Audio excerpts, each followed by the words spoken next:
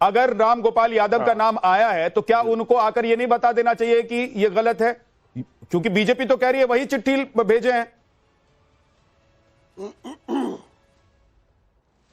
नहीं, बीजेपी ने क्या कहा, सुबसपा ने क्या कहा, उसकी नौबत आएगी तो वो आगे अपना क्लियरिफिकेशन दे देंगे। अभी ऐसी जब कोई बात ही नहीं है तो क्लियरिफिकेशन किसको दें, क्यों दें? बताइए नवीन जी। नहीं है हमको किसी को। नवीन जिंदल जी, आप लोग बिना मतलब में नौबत अगर आ गई तो हैं। क्लियरिफिकेशन जरूर हो जाएगा। नवीन जी, बिना मतलब में माहौल बना रहे हैं आप लोग। विद्यानाथ भाई, एक तो एक्चुअली में विपक्ष के नेता अगर किसी पर आरोप लगाएं तो ये चाहते हैं कि उसका नेता नहीं बल्कि उसका नेतृत्व जवाब दे। और जब नाम लेकर के दूसरा पक्ष इन पर आरोप लगाता है और बता रहा है, वो तो दावा कर रहा है कि ऐसा है, तो ये कोई सफाई देना नहीं चाहते हैं, क्योंकि दाल ही काली है।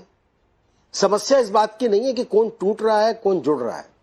ये कौन कौन से दल टूट रहे हैं, टीएमसी टूट गई है या फिर शिवसेना टूट गई है या फिर जो है और अन्य राज्यों के अंदर आम आदमी पार्टी के सांसद निकल करके चले गए हैं, ये समाजवादी पार्टी के सांसद निकल जाएंगे।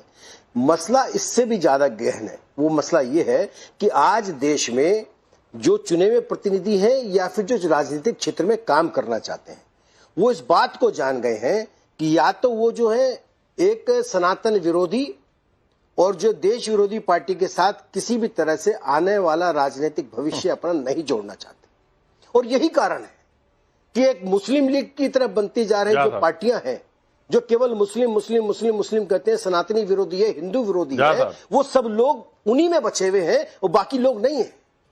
मुझे एक बात बता दीजिए कि टीएमसी में जो लोग बचे हैं वो वही लोग हैं जो कि हिंदू विरोधी हैं।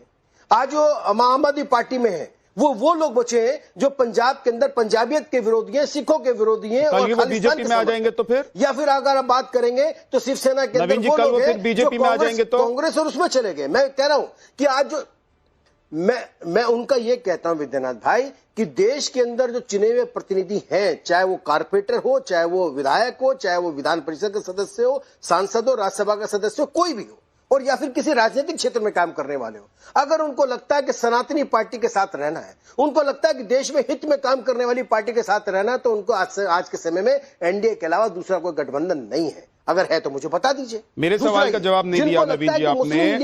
मेरे सवाल का जवाब नवीन जी आपने नहीं दिया। नवीन जी, तो वो लोग उसमें शामिल होने चाहिए। नहीं देंगे। नवीन जी, मेरे सवाल का जवाब नहीं दिया आप लोगों आपने कि राम गोपाल यादव का नाम आप लोगों ने कह दिया। आप लोगों ने यह भी बता दिया कि 20 से 25 सांसद हैं जो टूटने वाले हैं। तो समाजवादी पार्टी कह रही है कि भाई कोई प्रूफ तो दिखा दीजिए। तो क्या लगता है, अच्छा समाजवादी पार्टी में कौन कह रहा है? राम गोपाल यादव ने कहा क्या? वो दिन भर मीडिया से बात करते हैं और चुप्पी साध करके बैठ गए। क्या उनको लगता है कि उनकी पार्टी में इससे भी अहम बात हो सकती है कोई?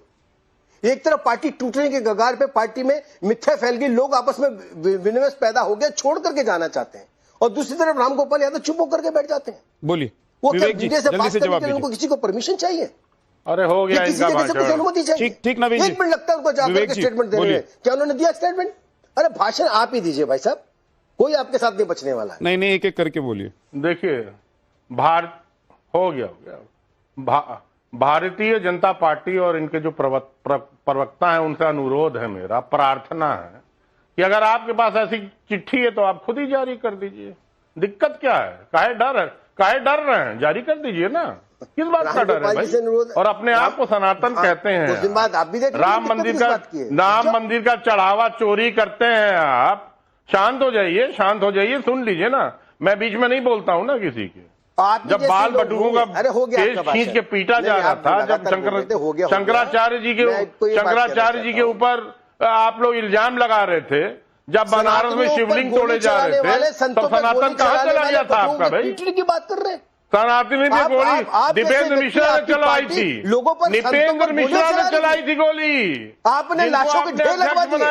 दीपेंद्र मिश्रा मुख्यमंत्री से बड़े गोली चलवाई थी, मुलायम सिंह बिल्कुल चलवाई थी, उन्हीं को आपने अध्यक्ष बना दिया। कि मैं अगर गजब की पार्टी है। खून की नदियां बहा देता। जमीन के घोटाला करने वालों प्रभु राम के नाम पे सनातन की बात करेंगे। मुलायम सिंह यादव दीपेंद्र मिश्रा के पीए थे क्या? मुलायम सिंह यादव नृपेंद्र मिश्रा को किए थे। मुलायम सिंह यादव अगर किसी से डिक्टेशन लेते थे तो मुख्तार अंसारी, अतीक अहमद जैसे लोगों से लेते थे, नृपेंद्र मिश्रा से नहीं लेते थे। यूरोप में तो जिसकी भी सरकार है उसी का काम करता है। उन्होंने तो अंग्रेजों का भी शासन चलाया था, मैं उसकी बात नहीं करना चाहता हूँ, लेकिन शासन में चुना किसने था? पब्लिक ने नृपेंद्र मिश्रा को चुन करके भेजा था या मुलायम सिंह यादव को चुन करके भेजा था? मुलायम सिंह यादव को मुख्यमंत्री बनाया था, नृपेंद्र मिश्रा को मुख्यमंत्री नहीं बनाया था। और आपने जो है उसको मुख्यमंत्री इतना पंगु हो सकता है? एक मुख्यमंत्री इतना नपुंसक हो सकता है कि सनातनों पे गोली चले रहे, चुप होकर के बैठे, वो कहता है कि नहीं आप भी चला दो, मेरा कोई अधिकार नहीं है। किसने मुख्यमंत्री चुन करके भेजा है? कमाल करते हो। नृपेंद्र मिश्रा ने कर दिया, किसी अफसर ने कर दिया, तो मलाई खाए मुलायम सिंह यादव, भ्रष्टाचारी आप हैं, चंदा चोर आप हैं, अरे बाल बटुकों को पीटने वाले आप हैं, शिवलिंग तोड़ने वाले आप हैं, सब कुछ भी कह लो, मंदिरों को गिराने वाले आप हैं, इस देश के अंदर सनातन विरोधी, शर्म भी नहीं आती, हत्या करने वाले, मंदिर के राम मंदिर में रुकावट बनने वाले, उसको लगातार सनातनियों को बदनाम करने वाले समाजवादी पार्टी, आम आदमी पार्टी। एक सेकंड मुद्दे पर सुनिए ना, एक सेकंड मुद्दे पर, अब बार बार 1 मिनट नवीन जी और विवेक जी शांत हो जाइए, प्लीज शांत हो जाइए, शांत हो जाइए। अभी देखिए बवाल मचा हुआ है ना चारों तरफ से। मॉनसून सेशन से पहले जिस तरह की आंधी, तूफान और बारिश दिखाई देती है, राजनीति में भी वैसा ही चल रहा है। बाढ़ आ गई साहब। हाँ, राजनीति में भी वही चल रहा है। कुर्बान अली जी, इसीलिए क्योंकि हमने देखा कि पश्चिम बंगाल हो, आम आदमी पार्टी हो या शिवसेना हो, वहां से नेता, विधायक, सांसद टूटे हैं। तो अगर उत्तर प्रदेश से ऐसी खबर आई तो जाहिर सी बात है कि चिंता भी अखिलेश यादव की बढ़नी तय है।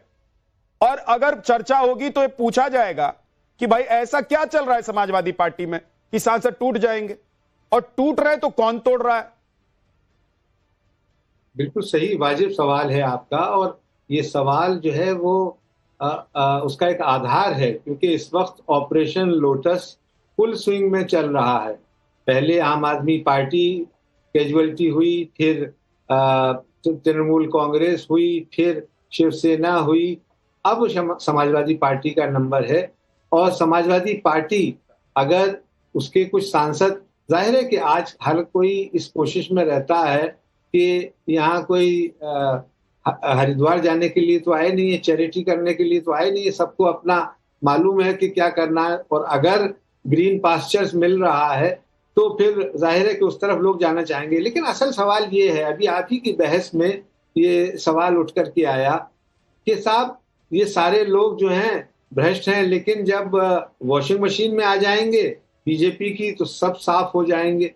सवाल ये कि क्या हमारी राजनीति अब केवल इसी काम के लिए रह गई है कि अगर विपक्ष में हैं तो आप भ्रष्ट हैं और आप सत्ताधारी पार्टी के साथ हैं तो आप बिल्कुल साफ सुथरे हैं।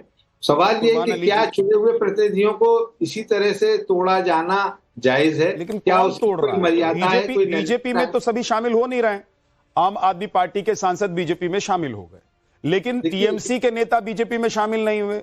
शिवसेना के जो नेता टूट रहे हैं वो बीजेपी में शामिल नहीं हुए हैं, या इससे पहले जो शिवसेना टूटी, एनसीपी टूटी, वो लोग बीजेपी में शामिल नहीं हुए। उन्होंने तो अपना रास्ता बनाया और चुनाव चिन्ह लेकर चले गए, नाम लेकर ही चले गए। आम आदमी पार्टी के लोग तो बीजेपी में गए ना, राज्यसभा के सारे सदस्य, और जो लोग टूट करके जा रहे हैं वो सब समर्थन कर रहे हैं भारतीय जनता पार्टी का, जो एनडीए का समर्थन कर रहे हैं। जाहिर है कि वो अभी सीधे तौर पे दाखिल नहीं हो रहे हैं, वो एक वाया मीडिया तलाश कर रहे हैं, क्योंकि स्प्लिट हो रही है। तो इसमें ये कह देना कुर्बान अली जी कि बीजेपी कर रही है, ये कहां से जायज है? बीजेपी कैसे कर रही है?